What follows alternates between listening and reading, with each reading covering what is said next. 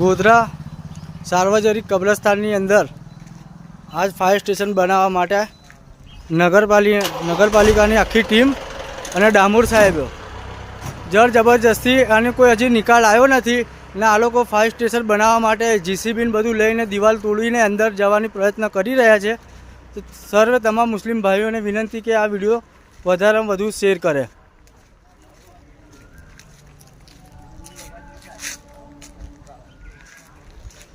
ગોધરા શહેરા બાગોલ કબ્રસ્તાન સાર્વજનિક કબ્રસ્તાન છે.